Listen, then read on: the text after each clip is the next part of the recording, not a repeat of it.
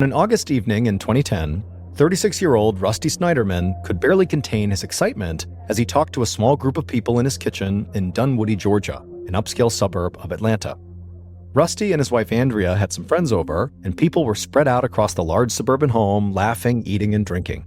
But in the kitchen, Rusty was talking to Hemi Newman, who was his wife's boss, along with a couple other friends, about a new business that Rusty was launching. Rusty was lanky with short brown hair, and he could barely see without his glasses on. And when he talked about something that he was passionate about, he used his whole body. And Rusty was very passionate about this new business idea, so he was very animated as he spoke. He told his captive audience that his idea was to start a company that provided celebrity voicemail services. So basically, somebody could pay a famous actor or singer or athlete to create the outgoing voicemail message on the person who was paying's phone, or a friend's phone as a gift or something like that. To make this more clear, if I were to pay for this, I would have a voicemail that would say, "Hey, you've reached the voicemail of John Allen, leave a message after the beep," but instead of it being my voice, it would be some celebrity saying as much.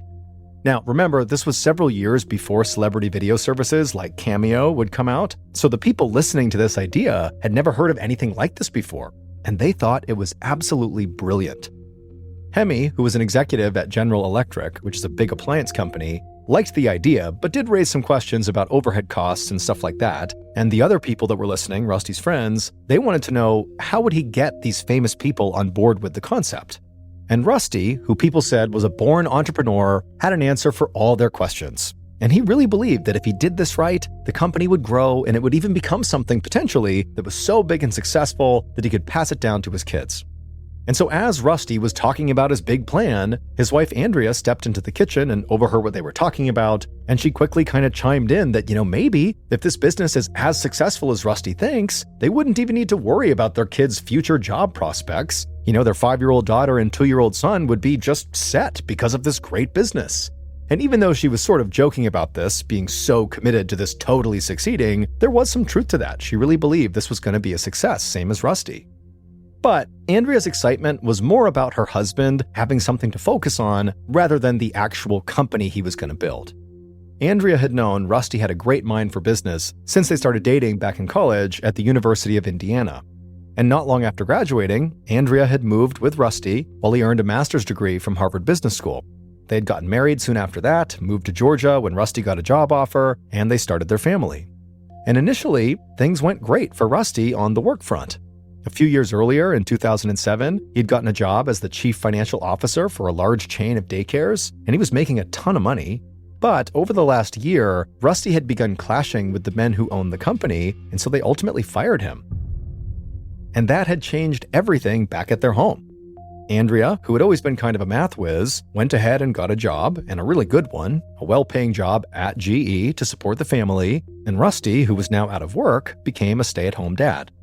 Andrea knew Rusty did not resent her at all, even though her job often required her to travel a lot and leave him alone with the kids, but she also knew Rusty loved working. And so now that he had this new idea for this celebrity voicemail company, she just felt like he seemed so much happier and in such a better place, way better than he had been over the past couple of months. In the kitchen, Andrea grabbed a soda out of the fridge and asked her boss and Rusty's friends if they needed anything.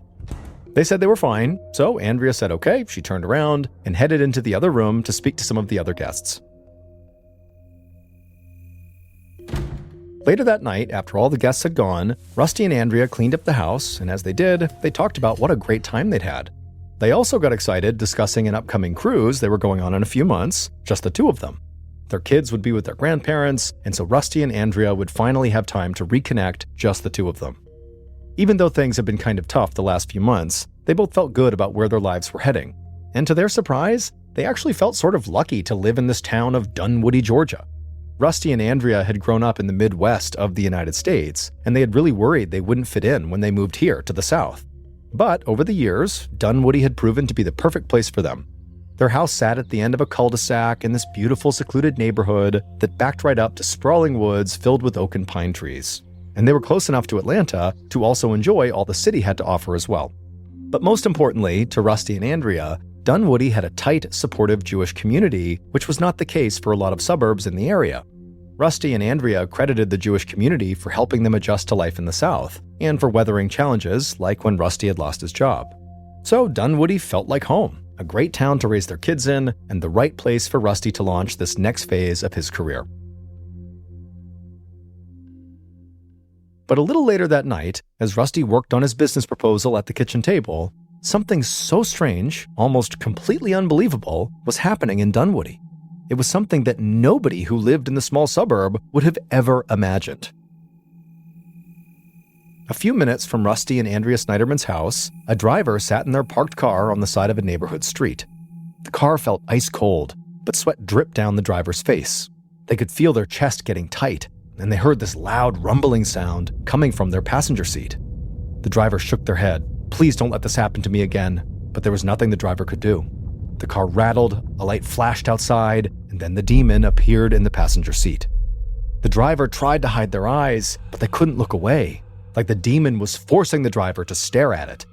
The demon's head nearly touched the roof of the car, and its legs were massive. It wore a dark cloak and hood, and when the driver looked at it, they felt like all hope inside of them was just draining away. The demon turned its head away from the driver and began to talk. Its voice was deep and powerful. The driver thought the demon actually sounded like the 1970s soul and R&B singer Barry White, who was famous for songs like "Can't Get Enough of Your Love, Babe." The driver trembled, but the demon said there was no need to be afraid. The driver had been chosen to carry out a mission. The driver begged the demon to please leave them alone, but the demon said the mission was too important to ignore. Suddenly, the whole car shook and light flooded in from all sides. The driver shielded their eyes again, but they also felt a perfect sense of calm coming over them. They looked back at the passenger seat, and now the demon was gone. In its place sat an angel wrapped in light. The angel spoke, and the driver thought immediately that it sounded just like Olivia Newton-John, the actress and singer who had starred in movie musicals like Grease and Xanadu. When the angel spoke, they said the driver really was the only one who could carry out this very important mission the demon had already mentioned. So the driver asked, "What's the mission?" The angel smiled and said members of the Snyderman family were in grave danger, and the driver had to protect them.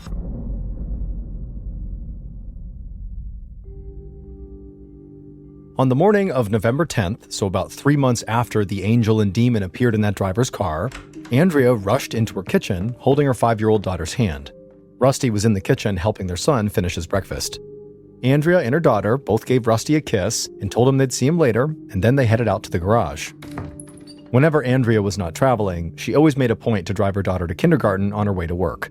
It was just another way for her to bond with her child. After they were gone, Rusty's son finished eating, and Rusty cleaned up the kitchen and then got his son dressed for preschool. At about 8:30 a.m., Rusty carried his son out to the silver Infiniti car parked in the garage, opened up the garage door, and then buckled the boy into his car seat in the back. But before Rusty closed the car door, he hesitated.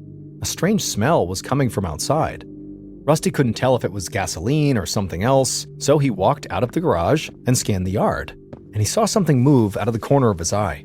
Rusty turned to the side of the house, and he saw someone laying in the grass. He didn't know if this person was sleeping or hurt or what was going on, so he just shouted, "Hey, are you okay?" The person jumped up and just stared at Rusty. It was a man with a thick black mustache, and he wore a wool hat and earmuffs. Rusty immediately felt like something is wrong with this person, so he turned, ran back into his garage, hopped in the car, locked the doors, and then he pulled out into the street with his little son in back. And then, as Rusty began to drive away, he looked and saw this man with the earmuffs running down a long path that led to the woods behind the cul-de-sac. Rusty had no idea what any of this meant, so he just grabbed his phone and called 911. When the emergency operator picked up, Rusty told them what he had just seen and gave as good of a description as he could of the man with the earmuffs. Rusty also said he thought he smelled something like gasoline outside of his house right before he saw this guy. The operator told Rusty they would send a police unit over right away to look around, and Rusty said, okay, great, but he still had to drive his son to school, but right after that, he would come back home and be ready to talk to police. A few minutes later, Rusty arrived at the preschool and walked his son inside, and then afterward, he headed right back home. And when he got there, police officers, firefighters, and a workman from the gas company were all arriving as well. Rusty told his story to the police again, and they said other officers were already out looking for this man he described. Then, the gas company employee said Rusty's house did have a gas leak, but nothing had been tampered with. Whoever had been at the house in the front yard didn't appear to have caused the leak. It was just an odd coincidence. And the guy said he had fixed the leak already, and the gas company employees said, the leak was a very easy fix. Later that day, after all the emergency personnel and the gas company employee were all gone, Rusty still didn't have any real answers about who the heck that guy was. Officers said that, the guy with the earmuffs could have been a homeless person sleeping near his house, but that made no sense to Rusty. Things like that just didn't happen in this neighborhood. But police had said that until they found this guy with the earmuffs and the mustache, there really wasn't much they could do. So that night, when Andrea came home and Rusty filled her in about this guy, they talked about it and just said, all we can do is be super vigilant whenever they left the house. And they said they would do their best not to worry too much. They didn't want the kids to get a sense that their parents were scared of something. But Rusty admitted he was glad that he and Andrea were leaving town for their cruise soon, and that the kids would not be at the house either. They'd be with their grandparents. And Rusty hoped that, by the time they all came back home after the cruise, things would be back to normal in the neighborhood. Meaning, the guy with the earmuffs and the mustache has been found, and hopefully will not be back anytime soon. 8 days later, at 9 a.m. on November 18th, Rusty pulled up to his son's preschool. Rusty and Andrea had gotten back from their cruise a couple of days earlier, and Rusty felt rejuvenated. And nothing strange had happened at the house since they'd returned, so he hoped that the man lying in the grass was just some weird one-time occurrence. Rusty unbuckled his son from the car seat and led him into the preschool. And then Rusty chatted with a few other parents who were also doing drop-offs, and then a few minutes later, Rusty was headed back towards his car. However, when Rusty reached his car and opened up the driver's side door, he suddenly heard footsteps, and he glanced over his shoulder, and he saw a man with brown hair and a beard walking quickly towards him. Seconds later, screams rang out in the preschool parking lot as a silver minivan peeled out and sped away. One of the other parents ran over to Rusty's car where the scream had come from. The driver's side door was still open, and Rusty lay on the ground in a pool of blood. The woman could see Rusty was still breathing, so she screamed for help and then called 911. In the shopping center right next to the preschool, a woman happened to see what was going on, and so she immediately ran into a doctor's office that happened to be nearby. And right away, a doctor and a nurse darted out of that office, and they ran over to Rusty.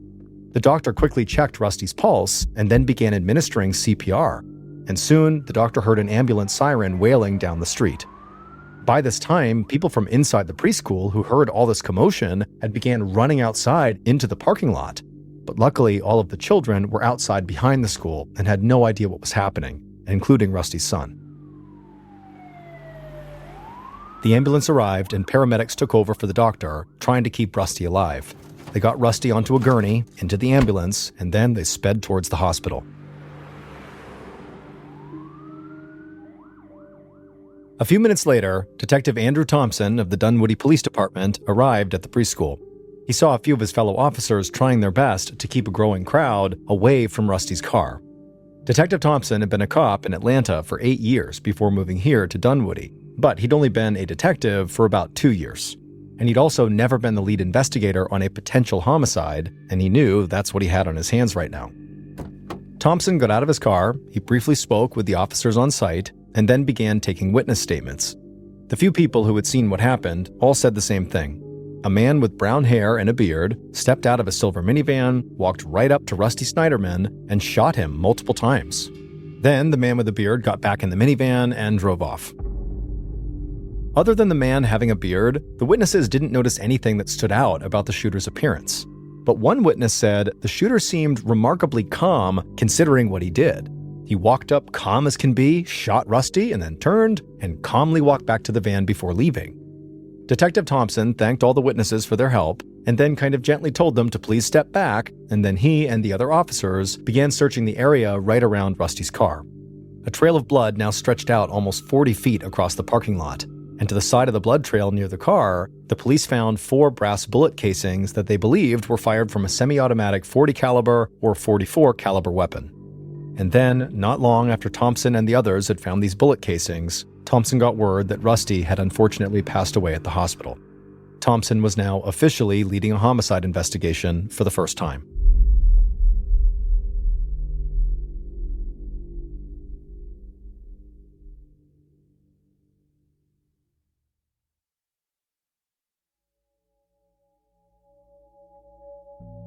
While Detective Thompson searched the preschool parking lot for more evidence, Rusty's wife, Andrea, sat at her desk in GE's Atlanta offices.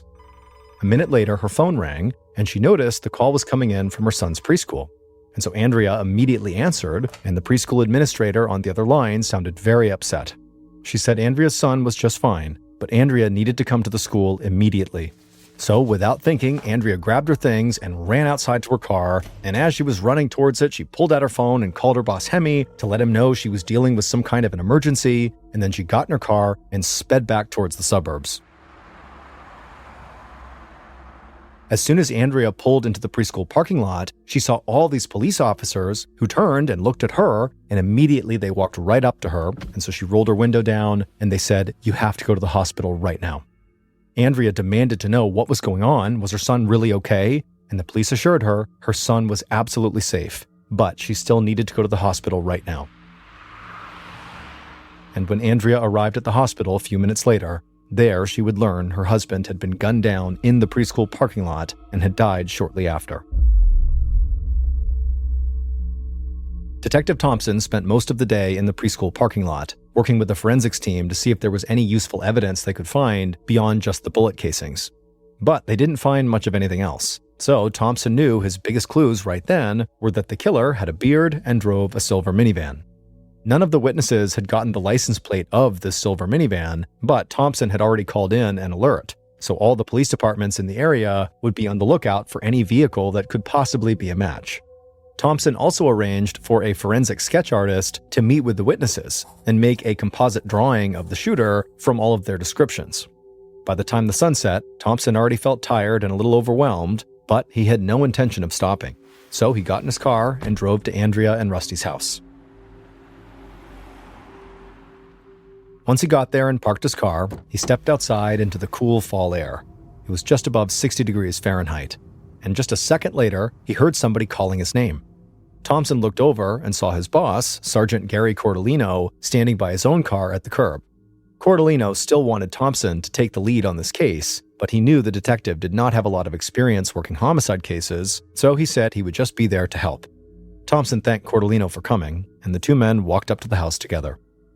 Cordellino's strong New York accent was a major contrast to the soft southern drawl a lot of people in town spoke with.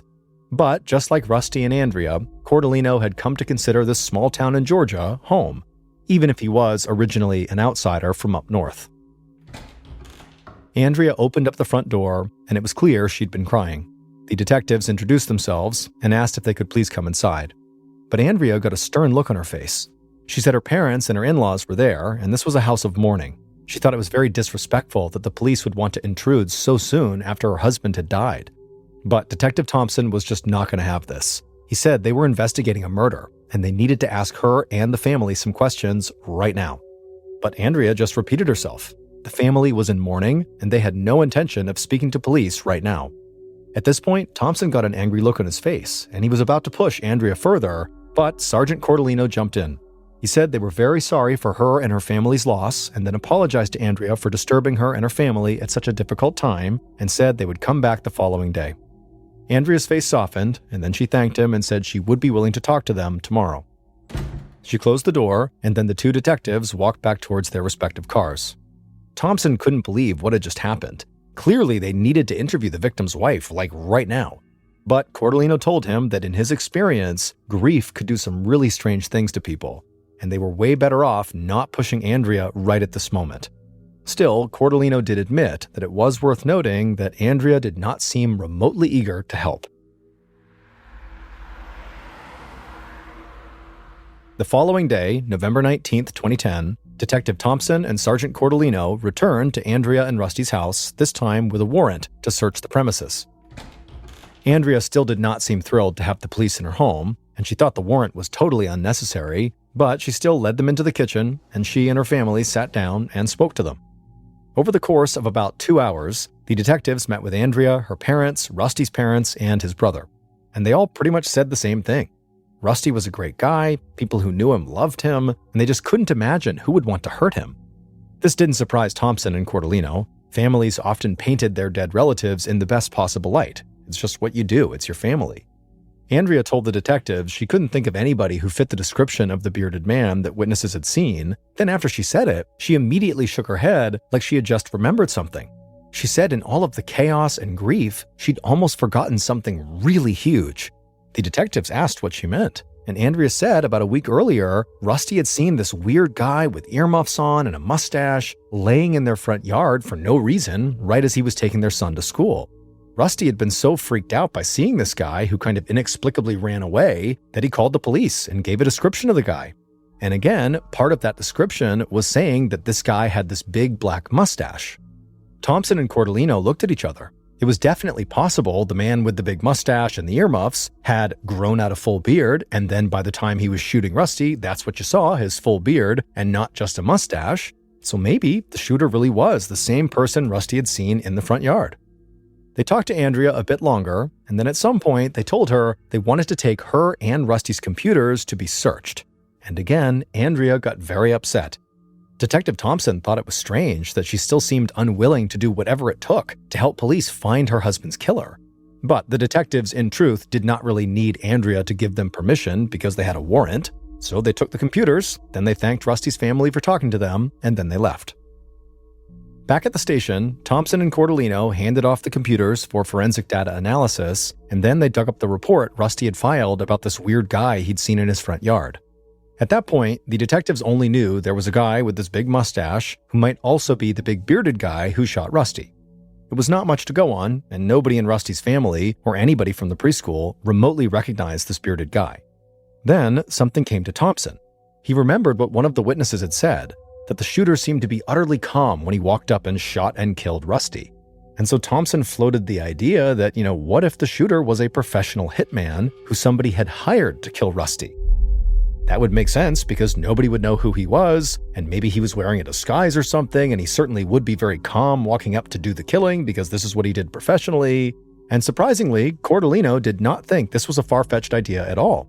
In fact, he said, if this guy Rusty saw in the yard was also the shooter, this hitman potentially, he could have been at the house that day tracking Rusty's movements and learning his routines, something a professional killer would likely do. And when the detectives began delving into emails and other information they had found on Rusty and Andrea's computers, the hired killer theory only began to make more sense. The detectives found that during his time working as a chief financial officer, Rusty had clashed repeatedly with the business owners. And based on the emails, he and Andrea were not shy about telling other people exactly how they felt about those men. Also, since Rusty had begun working on creating his own company, the Celebrity Voicemail Company, he'd worked closely with a business partner as well as several potential investors. So there was a chance that maybe Rusty had just angered the wrong people when talking trash about his former bosses, or maybe he'd had a financial dispute with someone who was working with him on his new business. The detectives kept digging into Rusty and Andrea's computer data, but they also knew they could break everything wide open if they could just locate the silver minivan the shooter had been driving. So, with the help of other police departments in the state, they expanded the search radius for this minivan beyond just the Atlanta metropolitan area. And so soon, police were scouring security camera footage from roads and stores surrounding the city. The detectives also put together a list of people who might have had the motive and the money to hire a hitman to take Rusty out.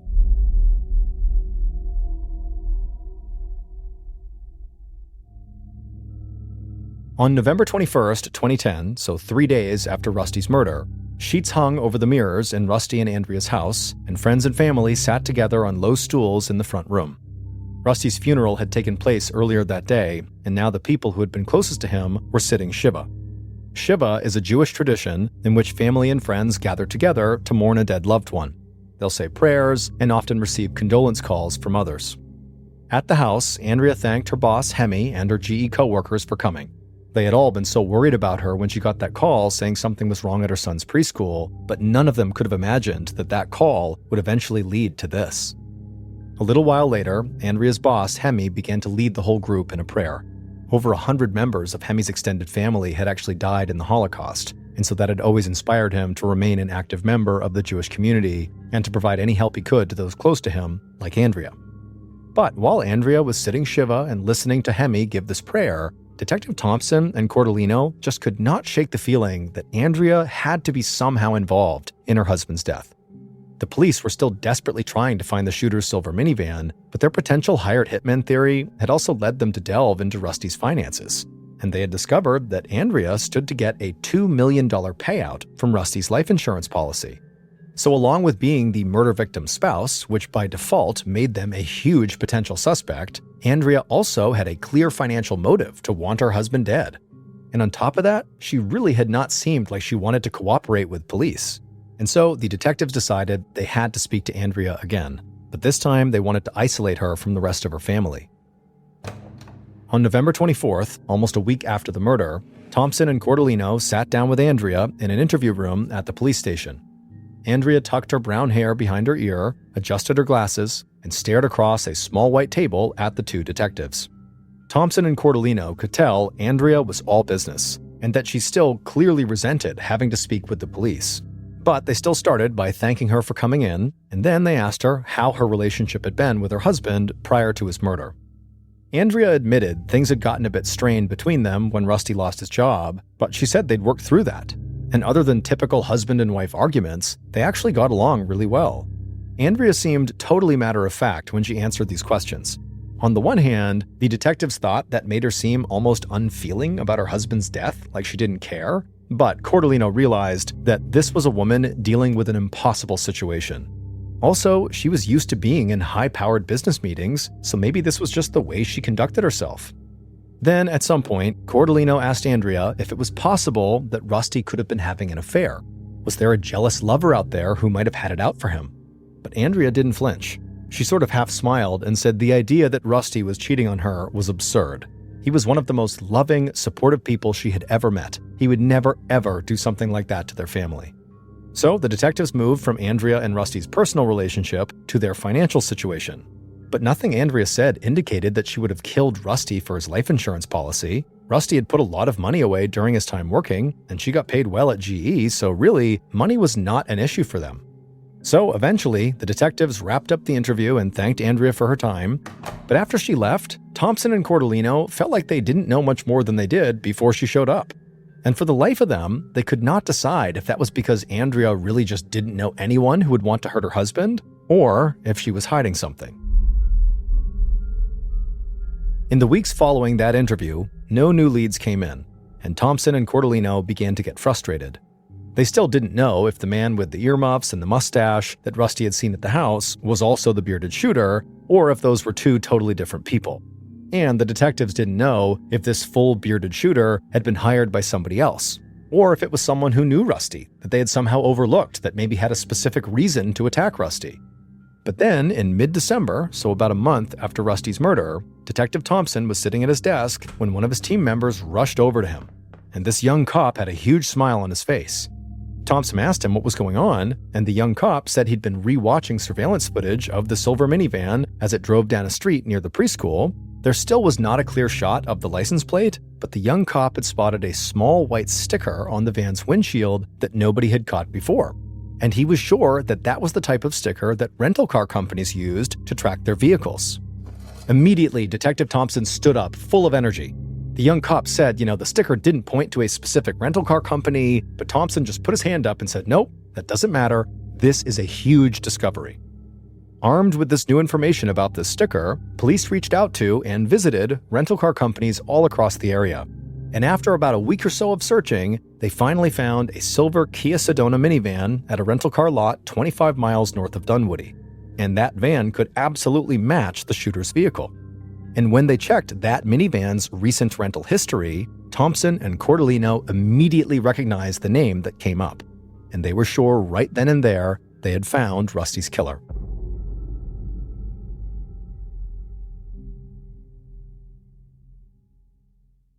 Based on information from the rental car company, evidence found at the crime scene, and interviews conducted during the investigation, this is what police think happened to Rusty Snyderman on the morning of November 18th, 2010.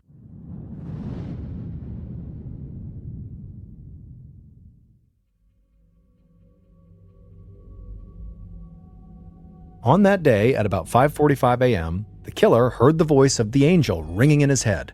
That voice, that sounded just like Olivia Newton-John, had told the killer that time was running out. People were in danger, and the killer had their marching orders. This mission had to be accomplished now. The killer climbed into a silver minivan and then pulled out into the dark, empty early morning streets. The killer drove slowly, moving from dark to light as the van passed under each street lamp. Finally, they pulled the van onto Rusty and Andrea's street about an hour before the sun would rise.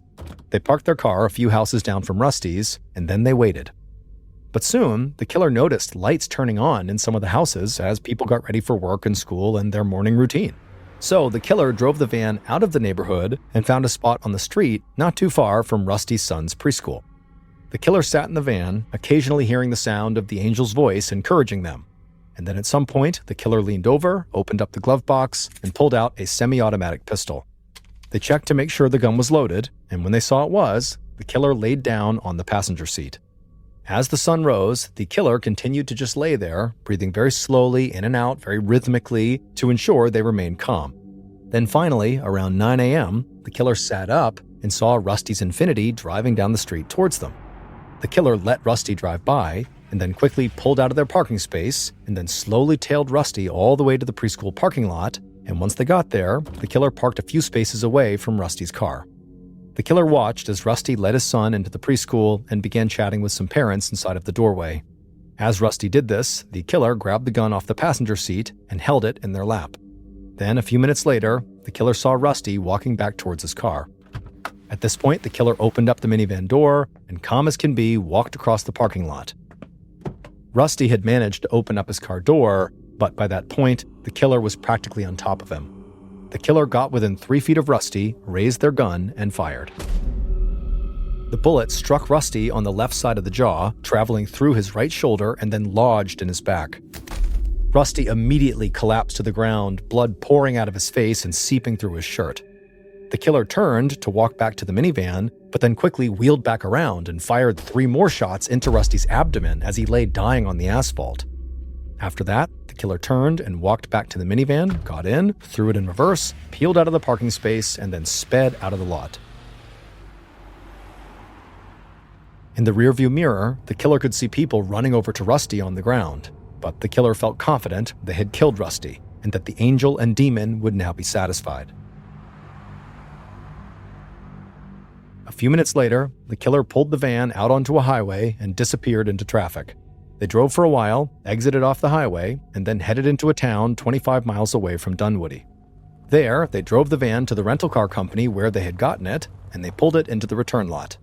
They checked the rearview mirror and looked out the windows. Nobody was nearby, so the killer reached up and yanked the brown wig off their head and also peeled the big fake beard off their face. The killer then stuffed the disguise pieces into a bag, got out of their rental car, and walked to a nearby auto repair shop where they had dropped off their real car for a minor repair the day before. The killer quickly paid for the work on their car and then drove off, headed towards General Electric's Atlanta offices. Some members of the investigative team had remained convinced that Rusty's wife Andrea had killed Rusty, but it turned out the shooter was somebody else who worked at GE. Andrea's boss, Hemi Newman. Police had talked to Hemi when they interviewed Andrea's friends and coworkers, but they didn't really focus on him as a potential suspect until they discovered the minivan at the rental car company. Hemi had used his real name to rent that car, and seeing Hemi's name on the rental form led Thompson and Cordellino back to Andrea's computer. And it turned out that she and Hemi had exchanged a number of emails that led police to believe their relationship was far more than just boss and employee. After police traced the rental van to Hemi, they interviewed and then arrested him. But they continued to push Andrea because they believed she and Hemi had worked together to kill Rusty, 2 lovers who wanted to be rid of Andrea's husband. That's when things got really weird. Hemi admitted to being in love with Andrea, and he even suggested that they had had an affair, though Andrea denied it. Still, Hemi said he did not arrange Rusty's murder with Andrea. Instead, he was simply following orders passed down to him from a demon and an angel who happened to sound like popular singers from the 1970s and 1980s. Talking to a psychiatrist, Hemi admitted that the Barry White-sounding demon had been visiting him for decades, dating back to when he was in college. But it was not until that angel appeared to him in the car on the night he had gone to Rusty and Andrea's house, and Rusty had talked about this new idea that he was going to make this company around celebrity voicemails, that Hemi understood his role in the cosmic battle of good versus evil. According to Hemi, the angel told him that Rusty was a threat to Andrea and the kids. In fact, the angel said Hemi was the true father of Andrea's son and daughter. And apparently, Rusty had found this out, this is again according to the angel, and so Rusty was bound to eventually murder his wife and kids as a result. That is, unless Hemi stopped Rusty by killing him first. To carry out this mission, Hemi first bought a big fake black mustache and slapped it on his face along with some earmuffs, and he spied on Rusty at his house. But of course, Rusty caught him laying on the front yard, but Rusty had no idea it was actually Hemi because the disguise worked. And then after that, when Hemi learned Rusty's routine, he bought a different disguise, the wig and the big fake beard, for the day of the murder. In court, Hemi's defense team entered an insanity plea and then proceeded to trace Hemi's complete and disturbed history with this demon and angel. But the prosecution never bought any of this. They remained convinced that Hemi had concocted this whole story to avoid life in prison. They also believed that Andrea Snyderman, not some angel or demon, was the one who actually put Hemi up to murdering her husband. The jury found Hemi guilty of murder, but they also deemed him mentally ill. He was sentenced to life in prison without parole, and as of 2024, he is incarcerated at the Augusta State Medical Prison. But after Hemi's conviction, police and the DA stayed focused on Andrea. She was eventually arrested and charged with murder, along with multiple other counts.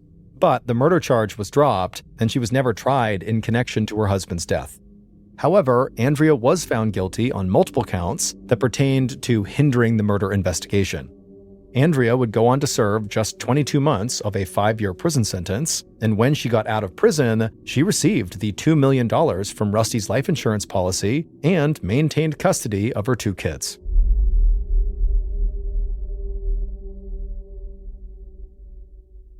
Most people don't know is you can't just put scuba tanks on and then dive down to any depth and come right back up again. The compressed air inside of those scuba tanks would be a mixture of oxygen as well as most likely helium and nitrogen. And when you're breathing that compressed air, the oxygen would get breathed up and then not linger inside of your body. But the other inert gases, the helium and the nitrogen, they would be breathed up and then absorbed into your bloodstream, and they would stay there until you resurfaced. Now, it's completely harmless as long as you understand how it works getting those gases out of your body. In a nutshell, as you ascend, these inert gases will leave your body on their own, but it's a gradual process. If you rocket to the surface before this takes place, these inert gases will not leave your body and they'll expand inside of you, and your body will become the equivalent of a shaken up soda can. And so at best, having all these bubbles inside of you is very painful. At worst, it's lethal. The term for this condition is decompression sickness, but it's better known as the bends. The way divers protect themselves from getting the bends is on their ascent, they do what's called a decompression stop. This is something that is planned into the dive, where they stop at a certain depth for a certain amount of time, and that guarantees the inert gases have diffused out of their body before they reach the surface. Now, the deeper you go, the more decompression stops you'll have to do, and the longer they will take. For example, ascending from 2,000 feet would take over 33 hours to do safely. But luckily, none of us are trying to dive down to 2,000 feet. Well, unless you're trying to be an oil and gas saturation diver. Saturation divers, or SAT divers, do construction and demolition at depths of up to 2,000 feet below the surface. But they don't spend 33 hours ascending after every single dive. Instead, after their dives, they're artificially kept at their working depth. The way this works is the SAT diver climbs inside of a pressure chamber on board a ship or on board an oil rig, and this chamber also doubles as their living quarters. There's beds and there's a bathroom, but it's laughably small and uncomfortable. It looks like a small submarine. And once they go inside, they seal the door and then they pressurize it to match the depth that they're going to be working at the bottom of the ocean. And then also there's another pressure chamber called the dive bell that's connected directly onto the side of the chamber, and that's also pressurized to match the working depth. When it was time for the SAT diver to go to work, they would put their dive gear on inside of the chamber, they would crawl directly into the dive bell, they would shut the door behind them and seal it, and then people outside of the dive bell would physically disconnect it from the chamber, and then using a crane, they would place it in the water and then lower it down to their working depth. And once they get down there, because the pressure inside the bell is equal to the pressure outside the bell, they can just slide open a door on the bottom and the water does not come inside. And so the divers do slip through this hole and they do the work they need to do. And when they're done, they come back inside the dive bell, they shut it up, and then using the radio, they communicate with the people up on the boat or up on the rig, and they raise the bell back up, they reattach them to the chamber, they go inside, they take their stuff off, there's bunk beds and there's a bathroom inside of the chamber, and that's where they hang out until their next dive. This process is repeated for days and days and days, keeping them saturated with these gases. And then at the end of their shift, which is usually about a month long, they will have one long decompression they do inside of the chamber. While this system is highly efficient, it does not change the fact that saturation diving is extremely dangerous and terrifying. The sun doesn't reach below 700 feet, so most of the time these divers are in complete and total darkness. And it's unbelievably cold down there. And so their suits have hot water pumped into them through a tether that's connected to the dive bell. But if that were to fail, hypothermia would kick in almost immediately. They have flashlights, but the water is so full of sediment around the areas that they work that shining the light is basically like shining it into fog. You can't really see very far besides right in front of your face. Sat divers also report that sometimes the water around them will suddenly move violently, and they'll look around, but their crummy light and lack of visibility means they can't see what it was, but they know it's a large animal that's checking them out. Other times, these fairly large fish will swim right up to them and come right under their light. It's almost like they're being affectionate with the diver. But they're not being affectionate. They're trying to hide behind the sat diver from some large predator that's out there watching them. Experienced sat divers have learned to just accept their harsh environment down there and don't easily get scared. But there is one thing that all sat divers are afraid of, and that is a lost bell. When sat divers are down at their working depth, the dive bell that's brought them down there is usually situated right next to them, just kind of floating in the water. And this dive bell is connected to the ship or the oil rig above by a cable. And if that cable were to snap, the dive bell would fall to the bottom and it would take with it the divers because they're always tethered to the dive bell. If the divers survived the crash to the ocean floor, they would then just be trapped and have to hope that someone comes down to get them at some point before they run out of air or they succumb to hypothermia. While a lost bell scenario is incredibly rare, it has happened before. On August 7th, 1979, Richard Walker was inside of a pressure chamber on board a ship in the North Sea. He was a saturation diver who for the past 10 days had been in saturation and honestly was just over it. He wanted to go home to his wife and his 15-month-old daughter. That evening, before his scheduled dive, he wrote in his journal, "Dear God, I just want to get out." Soon after writing this entry, he and his partner, Victor Giel, put on their dive gear and hopped into the dive bell. The bell was detached from the chamber and then brought over to the side of the ship, and right before they lowered it into the water, somebody noticed the location transponder that basically beamed up where it was down below had become loose, and so the decision was made to just remove it.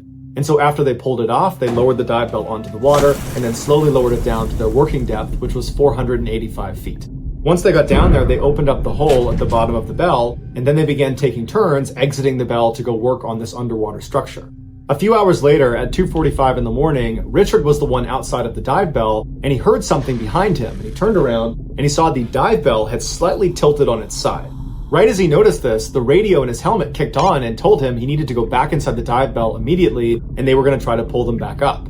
And so Richard went inside the bell, he closed the hole behind him, and then he and Victor listened to the radio as they told them that the main cable holding the dive bell had slipped out.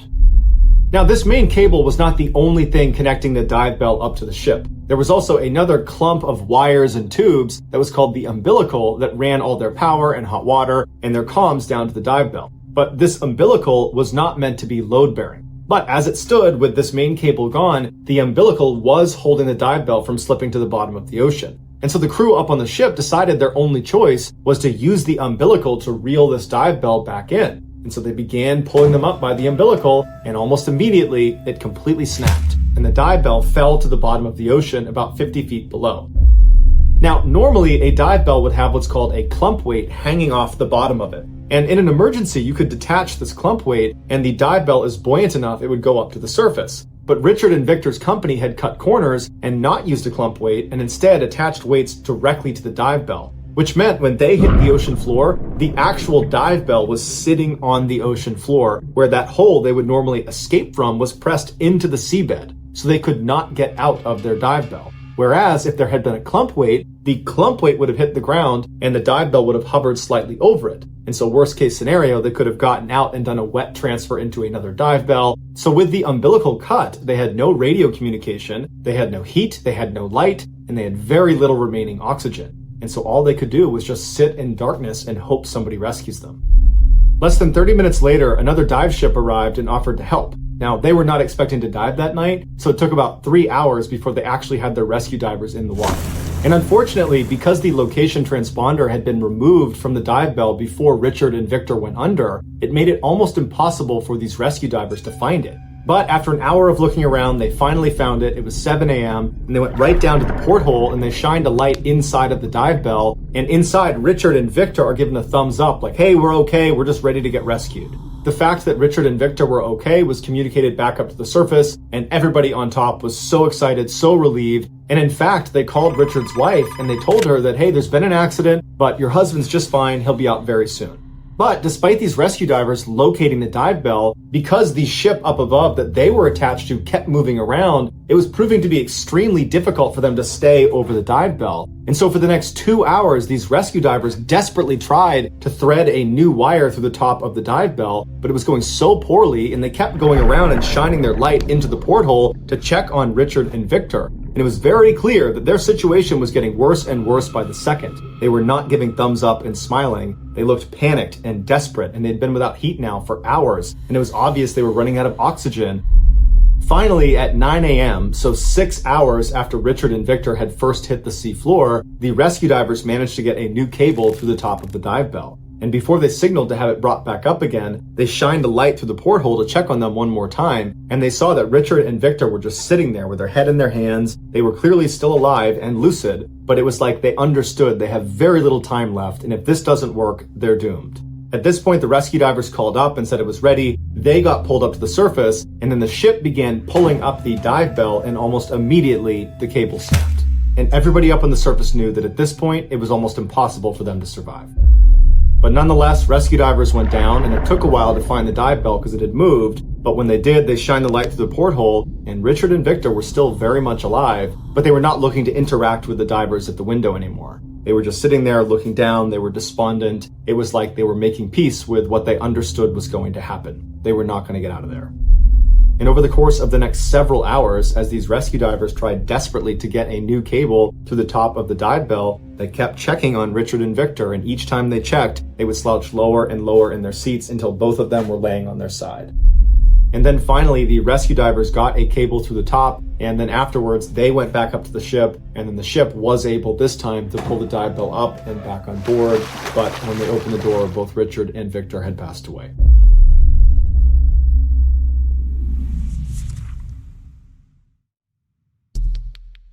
Our next story is called The Escape.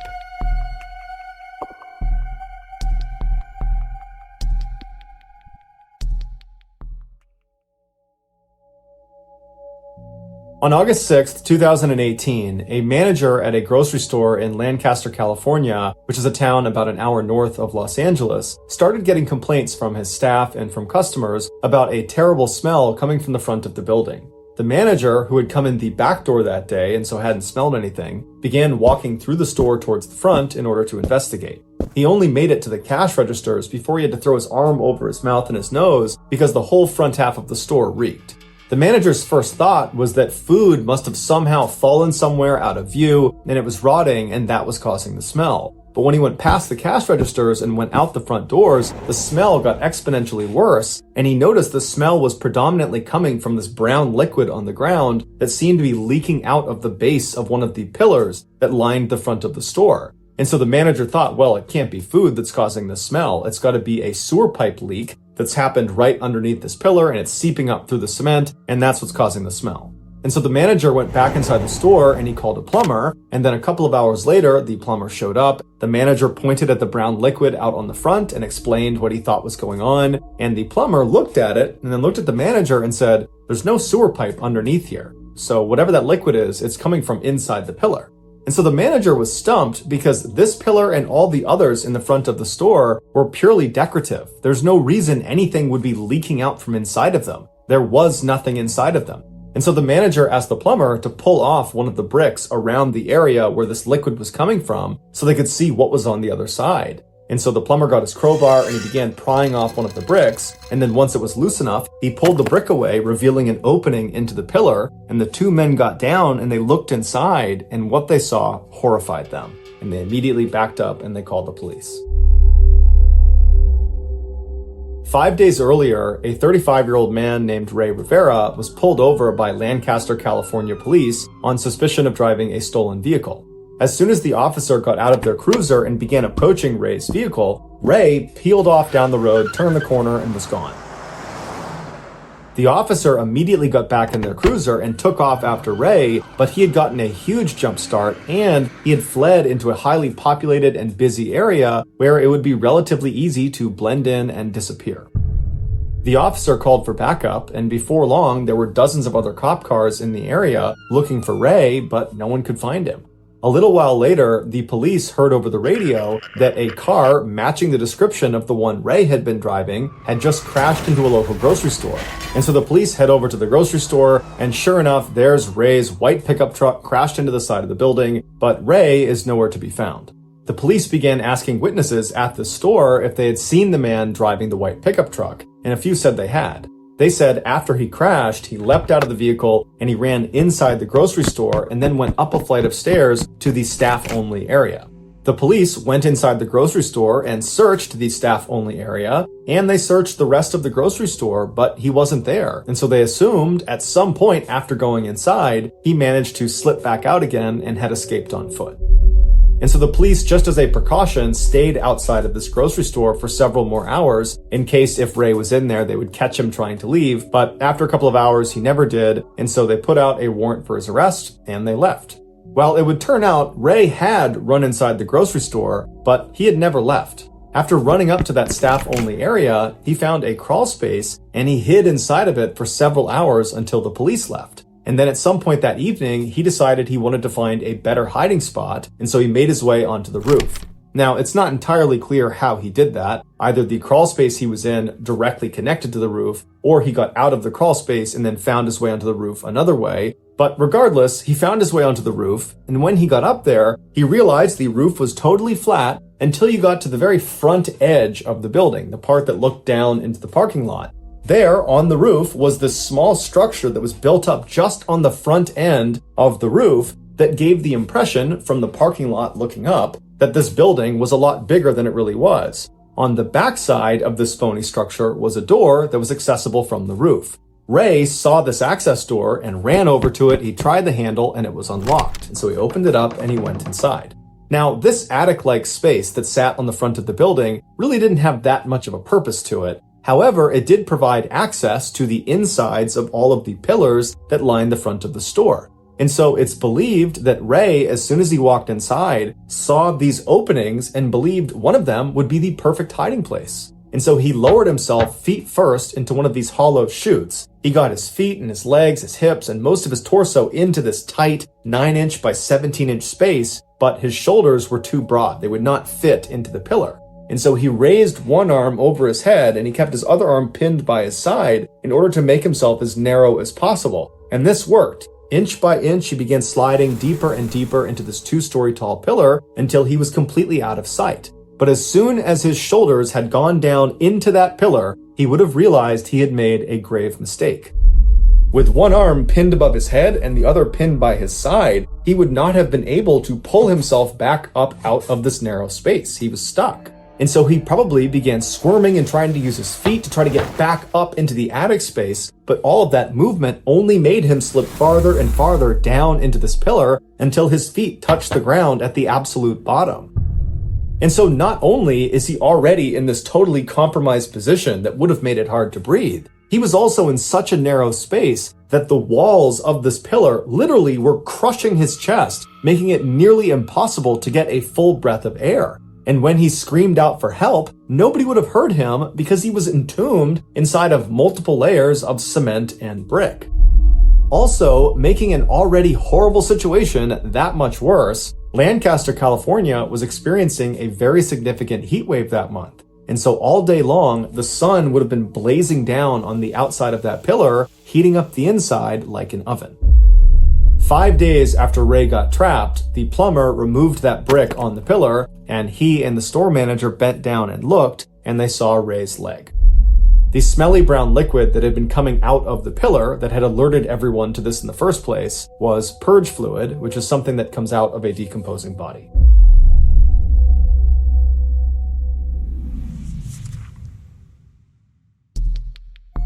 The next and final story of today's episode is called The Chute.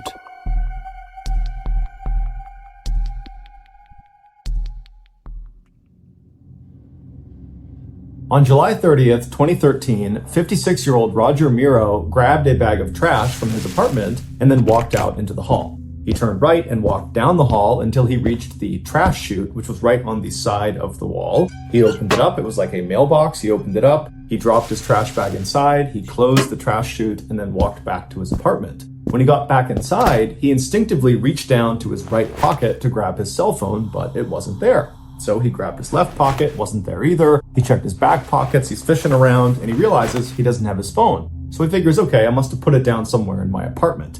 Now, Roger was legally blind, so it made looking for small things in his apartment quite difficult, but nonetheless, he began looking all over his apartment for his phone. He started in the kitchen, he looked all over the place, checked all the surfaces, no cell phone. He went to the living room, to the bedroom, to the bathroom, but there was no cell phone. And so Roger thought maybe when he walked to the trash chute, he might have dropped the phone in the hallway. And so he left his apartment, he turned right, and he walked along, retracing his footsteps all the way to the trash chute. But all along the way, there was no phone on the ground. And so as he's standing in front of the opening to this trash chute, he thinks to himself, maybe I accidentally put my phone in the trash bag that I have now just dropped down this trash chute. And so as Roger is standing there wondering what he's supposed to do, one of his neighbors walked out into the hall and looked down and saw Roger standing there kind of inquisitively looking at this opening to the trash chute. And they asked Roger, what's going on? And Roger explained the whole phone situation. And the neighbor said, well, hey, why don't you go down to the first floor and ask the manager if you can get the key to the trash room on the first floor where all the trash goes.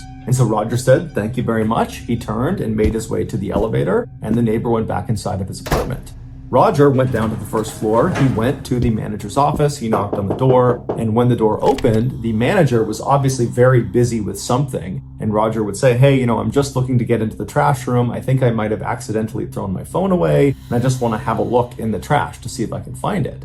Now, this manager knew he was not allowed to let anybody who lived in the apartment complex go into that trash room on their own. It was a dangerous space. And so the manager was supposed to go in there with them if they needed to go in and look around in the trash. But right when Roger went up to the manager's office, the manager was waiting for a very important phone call and so couldn't really leave his office. But the manager kind of empathized with Roger and felt bad for him and said, okay, you know what? I'll just give you the key. You can go in there on your own and go looking for your cell phone. I hope you find it. And when you're done, just bring the key back here. And so Roger said, thank you very much. He took the key, he left the office, and he made his way down the hall to the trash room. And when he got there, he unlocked the lock and went inside.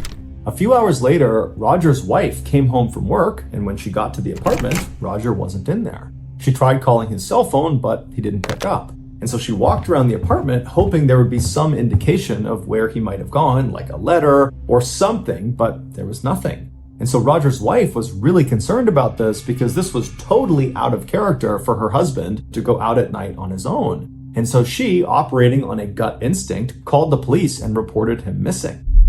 And so a few minutes later, 2 police officers show up at this apartment building. They go up to Roger's apartment, they speak to Roger's wife, and then they go into the hall and they knock on some doors of other neighbors in the area. And after speaking with them, one of the neighbors who had seen Roger earlier said, hey, he lost his phone, and the last I spoke to him, he was going to go down to the trash room to try to see if he could find his phone down there. And so the officers go down to the first floor, they go to the trash room, and they try the door, and it's unlocked. And when they open up the door and they look inside, right in the middle of this totally nondescript windowless room that basically looked like a basement, was this huge green dumpster. And above the green dumpster, high up on the ceiling, was this round opening. And that was the bottom of the trash chute. So when people like Roger and the other people who lived in this apartment building dropped their trash down their respective trash chute on each floor, the trash would come tumbling down and literally fall out of the ceiling into the dumpster. Now, this dumpster was unique. It was not like other dumpsters where the top was just wide open and anyone could lob a bag of trash in. No, this dumpster, only the left side of the dumpster had an opening for trash. The rest of the dumpster was completely welded shut. There was no way into it. And so on the left side, where this dumpster opened up to allow trash to come in, it was positioned right underneath that opening in the ceiling where the trash came tumbling down. And it wasn't just an opening, it was like this near vertical tunnel that was welded on to the top of this dumpster, and it went straight up and it had this big open mouth at the top, almost like a funnel, and it was there to catch the trash as it fell down, and it would go down this tunnel down into the dumpster. And so the gap between the ceiling and the top of this near vertical tunnel, this chute, was maybe 3 or 4 feet. And so when these officers looked into this room and they saw this dumpster and the chute and this hole in the ceiling, they also saw a ladder had been propped up on the left side of the dumpster right up against that near vertical tunnel, as if someone was trying to look down into the dumpster itself. And so one of the officers walked over, they climbed up the ladder, and when they looked down into this tunnel, down into the dumpster, they found Roger. After a lengthy investigation, this is what is believed to have happened to him. After Roger got that key from the manager, he went to the trash room, he opened it up, and then he went inside and found this huge dumpster. And he would have quickly realized the only way to look into the dumpster, and so to go looking for his phone, was to look down into this tunnel. There was a ladder nearby, so he grabbed it and he propped it up against the side of the dumpster, and he climbed up on top and he looked down into the tunnel, down into the dumpster, and as he was looking, either some trash from the ceiling fell down and struck him, causing him to lose his balance, or he just slipped somehow. But either way, he lost his balance and he tumbled into the tunnel, down into the dumpster. And what Roger didn't know is as soon as that happened, he was doomed. Because this was not some ordinary dumpster. This was a trash compactor. And as soon as Roger fell down that tunnel, his body triggered an electronic sensor that activated the trash compactor. So the way this worked is there was this big metal ram inside the dumpster. There's a ram on one side, and once it gets activated, it will press. There's a hydraulic press that pushes it all the way to the other side. So any of the trash in this dumpster will get compressed against the other side of the dumpster. And then at that point, the ram comes all the way back. And so every time trash would come down that chute, it would trigger that sensor, the trash compactor would start, it would flatten the trash, and so on and so forth. And so Roger has fallen down into the dumpster, he's triggered this compactor, but he's legally blind, he's probably dazed from the fall, and so by the time he realizes what's going on and he's kind of looking around, there is a hydraulic press bearing down on him. And so he probably tried to jump up the tunnel to try to escape the dumpster, but there was no ladder inside this tunnel and it was nearly vertical, so there was no way to climb up and out of it. And inside of the dumpster itself, there was no emergency shutoff switch and there was no emergency exit. And so at some point, it's assumed that Roger realized he was not going to be able to climb up the tunnel. And so he only had one direction he could go, which was to retreat to the far side of the dumpster, as far away from the press as he possibly could be. But once he got over there, there was nowhere for him to go. And so he was forced to just wait as this hydraulic press slowly moved across until it finally reached him and crushed him. Now, we don't know if that very first hydraulic press actually killed Roger. All we know is Roger was trapped inside of this dumpster for several hours, and over that period of time, more and more trash was dropped down the chute, activating the press over and over and over again. And so by the time the police actually looked down into the dumpster, they saw a part of Roger's body, and immediately they could tell there was nothing they could do. Roger was definitely deceased. Roger's wife would sue the manager of the apartment building as well as the company that owned the apartment building for their negligence, but the outcomes of that case have not been made public.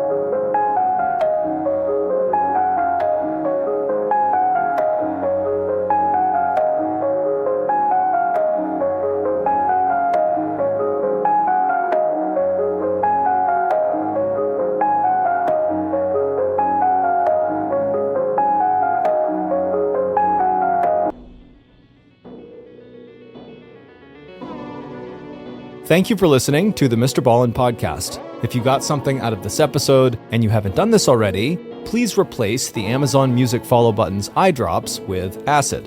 This podcast airs every Monday and Thursday morning, but in the meantime, you can always watch one of the hundreds of stories we have posted on our main YouTube channel, which is just called Mr. Ballin. We have a